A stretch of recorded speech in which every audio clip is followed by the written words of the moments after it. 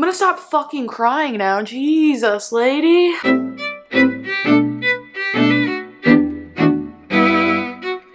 excited for this video. I'm a little nervous for this video, but I'm just gonna lay it all out there. I'm just gonna be completely honest and transparent and not try to sugarcoat it, because why not? It's the truth. So fuck it. I asked you guys for any questions under the sun that you may have about why I went to rehab, what it looked like when I was in active addiction, what rehab was like, all of those things. I'm just gonna get real with you. Draco's joining us as well because he's perfect and an angel and could do no wrong. I feel like the best way to go about this is to kind of just tell the story of like the timeline up to where I ended up in rehab, like what led to that. I don't think it's any secret that I was always kind of a drinker. Like half of my YouTube channel was fucking brushing my teeth while drunk. Like anything you could think of while drunk was probably a title of a video on my channel. Even when I was living in Indiana in high school, I guess, okay, the summer before freshman year is when I started drinking. And I lived in Fort Wayne, Indiana. There was not a lot to do for young adolescents besides drink and smoke cigarettes. And boy, did I do those things well. I gave them my all, you could say. I really dove in. We didn't really know how to drink as kids. Not that anyone would as a kid. Like, I'm not sitting there making a cocktail. I'm sneaking into my parents' liquor cabinet, pouring a little bit of each into one jar so that they won't notice, not knowing that mixing tequila and vodka and rum is fucking disgusting. It was so gross. It was so gross. In high school, I got expelled for being drunk at a football game. I got 2 minor consumptions in high school, which is when you're caught drinking underage, but you're not 18 yet, so you get a minor. So I got 2 minors, I got expelled. I mean, all the signs were there, but I was like, I'm just crazy. I'm a party girl. But once I moved out to LA, it escalated. I would say it escalated. I mean, it just continued to escalate over time, obviously, but just picture this. Let me paint the picture for you. I'm freshly 18. I moved to LA a week after I turned 18, living with a bunch of friends. I've got more money than I know what to do with at the age of 18. And I had what felt like no rules. There were no rules because I had a little bit of internet fame. People treated you like royalty. I could get into any club I wanted to, 21 or not. And it all just exploded. It just exploded. I was going out every single night. It was teetering on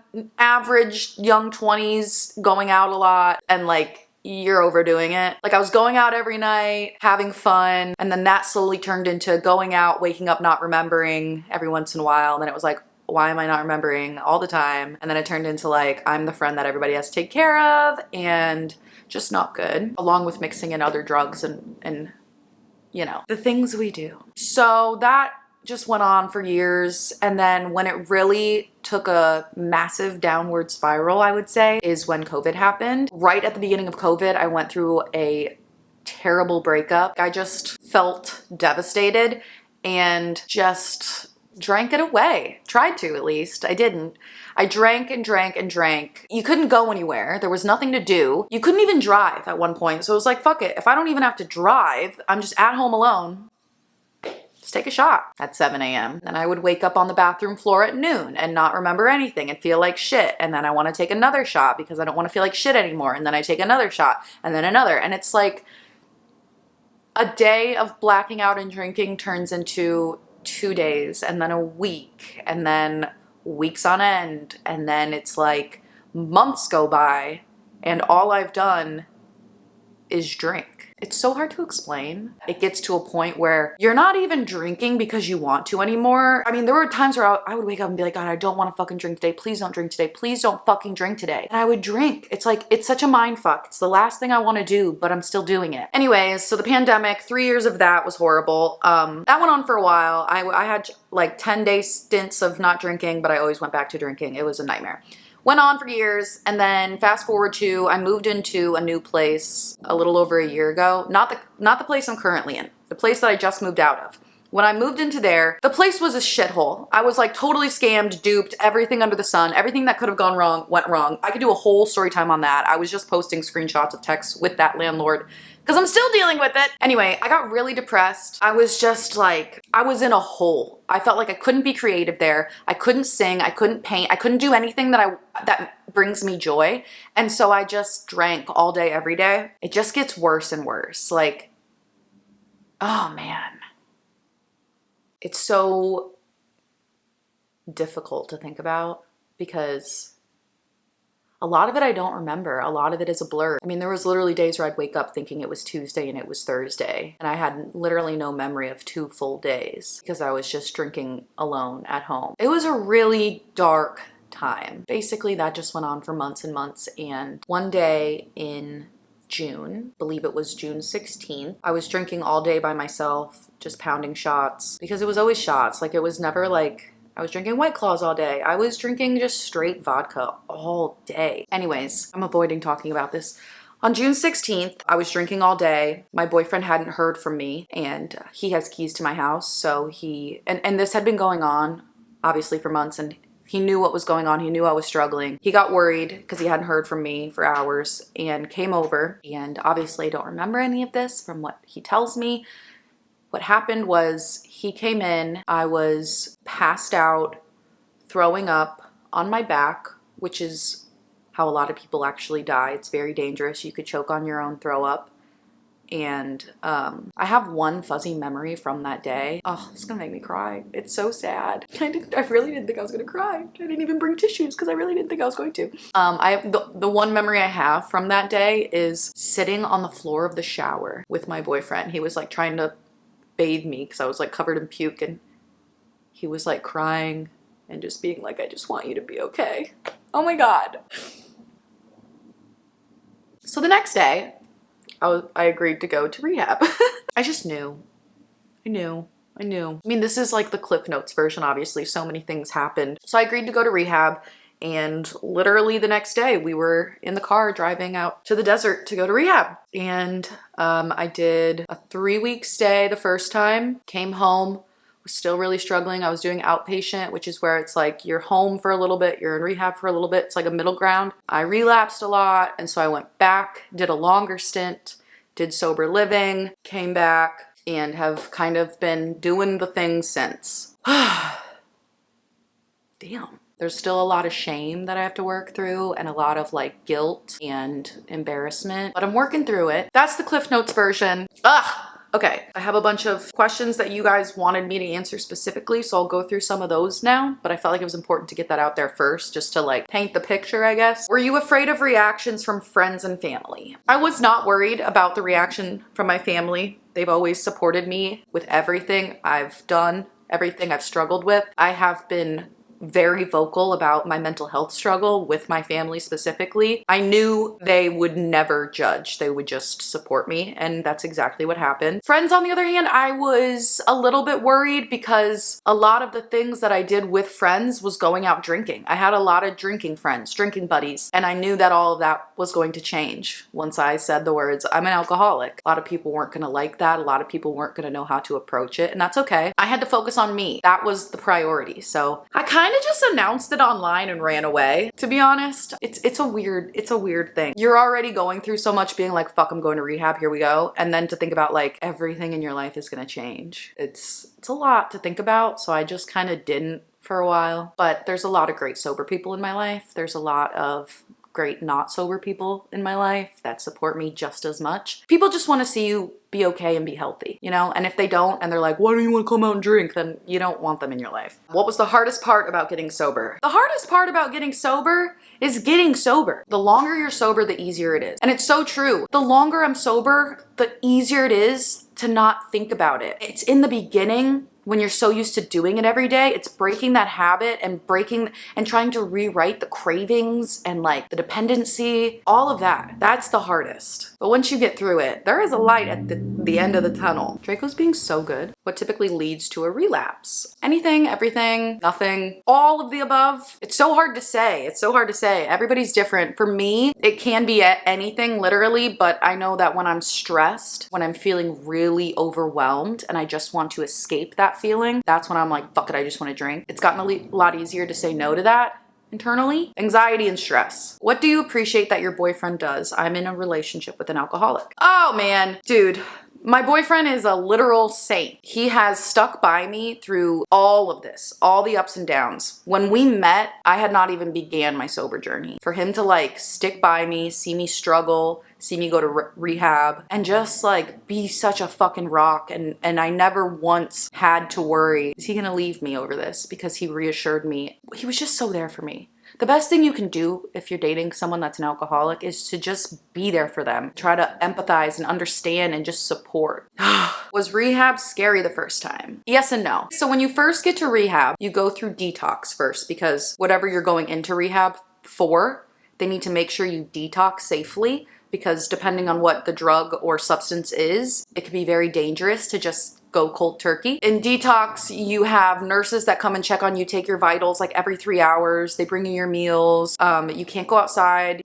There's like a little rec room where you can like watch movies, but it's pretty like you just want to sleep and drink water, honestly. The first time I went in sober, so I was only in detox for like a day. Second time I went in, I was wasted, and so I was there for a bit. They needed to like make sure I was totally good, wasn't at risk for seizures, and then cleared me to go into like the dorms. Detox wasn't too bad. I was kind of in a fog. If anything, the anxiety of being in detox was just like, what am I about to enter after this? But once I got to the dorm, I was in a co-ed dorm, and everyone was so lovely. The minute I walked in, everyone was like, welcome. Immediately, my anxiety went away. I was in a room with 3 other girls. They were so sweet, so welcoming, like immediately like, you're gonna be fine, it's all good. Like, this is the best place to be. The relationships that I made there are forever. How do you accept and cope with the fact that you will never be able to drink or do drugs again? In the beginning, this was like really something that I struggled with. I was angry at the fact that I couldn't just be fucking normal. I was angry that I'm never gonna be able to just drink at a wedding,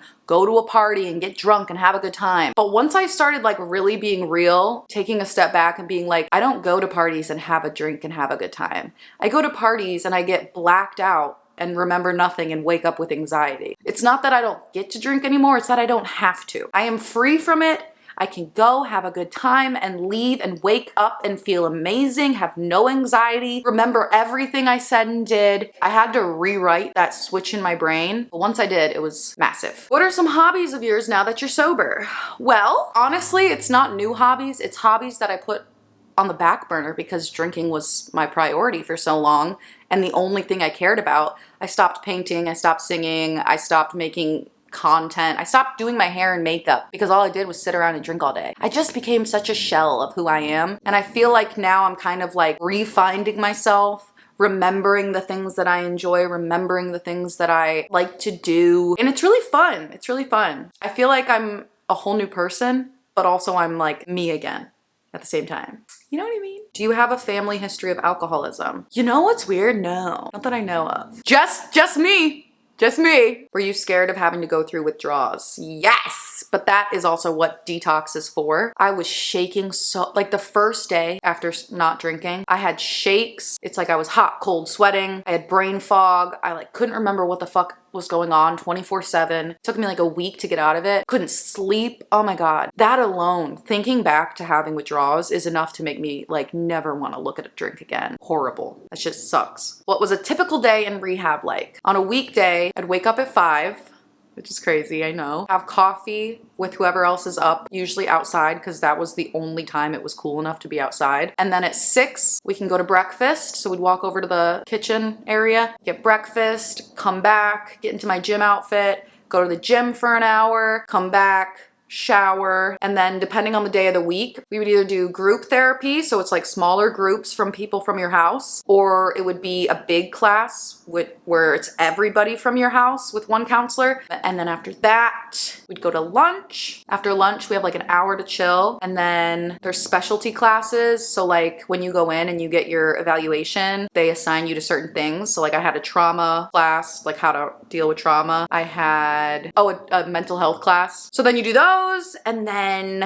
after that, I think there's like one more class, then you can go to dinner. After dinner, there's usually an AA meeting or an AA speaker. And then after that, you come back to your house and everybody gets in like a big conversation pit where everybody sits. We go around and we do our own like check-in, kind of talk about the day. If anybody hit like a certain milestone, you get a chip, and then you go to bed. I hope I got that right. It's been a while. How do you get yourself out of a post-relapse funk? I used to, when I relapsed, I would get the fuckets and I would say, fuck it, I already relapsed, we're already here. Might as well make a week of it. And that was not productive. I feel like now I have the mindset of there's no space to be angry. There's no space to beat myself up because there's nothing good that's gonna come from that. That will not push me to stay sober. That will push me to continue to relapse.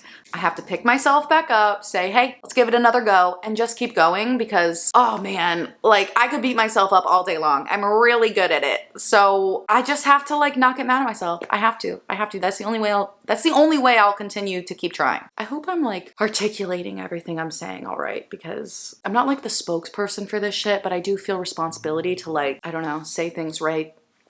I don't know. What happens when you relapse? Just one drink or completely overboard? There's no such thing as one drink. There's no such thing as one drink for me. I can name so many times where I said to myself, I'm just gonna have a glass of wine, and then I'm 3 bottles deep. And that's not an exaggeration. Or I would say I'm just gonna get a little shooter of vodka. And as soon as I taste it, I'm like ordering a big bottle of vodka. I can't tell you how many times I seriously convinced myself and thought, I can just have one. I can't. It's not possible. It's just not. It's literally a mind fuck. Yeah. What is something you disliked about rehab? While I was in rehab, I could probably give you a million things, but now that I'm here, I'm like, I get it. I get why we did the things we did. I get the process. Having roommates, honestly, well, I don't know. I had really amazing roommates the first time. The second time, I didn't love the girl I was with. We just were very different. So probably that part was just, but it's part of it. It's part of it. You gotta get out of your comfort zone. So I don't know. Did anyone recognize you in rehab? Do you keep in touch with anyone? I do keep in touch with a lot of people from rehab, but it's so funny you asked that. I did get recognized in rehab a few times. They were really sweet. They were very sweet. I was nervous at first because the first time I went and I got recognized, I hadn't announced that I was there yet. I didn't say anything about it.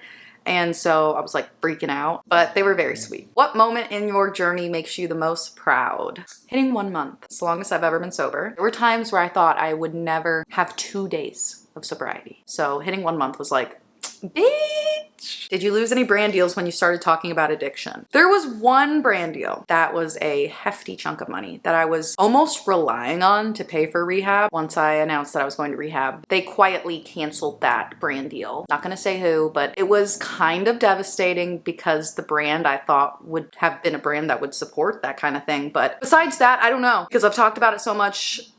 Maybe, probably, but it is what it is. It's my life, and I'm not gonna pretend like it didn't fucking happen. I don't know. I have not gotten a brand deal in a fat minute, so maybe. How do you feel being around people that are drinking? It depends on the day. Usually I'm fine. I mean, I'm not going out, like I'm not going to clubs, I'm not going to parties. I probably wouldn't go to an event or a party by myself. Like I would want to go with a sober buddy or just someone that wouldn't drink with me, just to feel like I have a little bit of extra support. I'm sure one day I'll get to the point where I don't care and can be fine anywhere, but right now that's where I'm at. Scariest and happiest moments during rehab. Scariest was probably just getting there for the first time and having no clue what I was walking into and no clue what to expect. Happiest moment, I actually had my birthday in rehab last year, and it was like, in the morning I woke up and cried. Then throughout the day, like, everybody in my house, like they had a cake, they hung up decorations, they all got a card and signed it, they got me a little present, and it was just so sweet. I'm sure I missed some questions. I'm a little bit on overload right now talking about alcohol, so I think I'm gonna end it there. If you watched the whole video and stuck it out, I can't thank you enough. I can't thank you enough if you watched any of it, honestly. Thank you for supporting me. Thank you for caring about what the fuck I'm talking about. I would like to do some more upbeat and fun videos moving forward. Be on the lookout for that. And again, just thank you so much for sticking by me and supporting me. I can't tell you what it means to me. I'm crying again. I don't know why I'm crying. I'm laughing, but I'm crying. I have such a unique following. All of you guys, because it's been literally a decade that I've been online. And I really value your guys' opinions, and I take in what you're saying to me wherever you say it. I'm gonna stop fucking crying now. Jesus, lady. Get it together. Come here, Draco. I need a hug. We love you. Bye.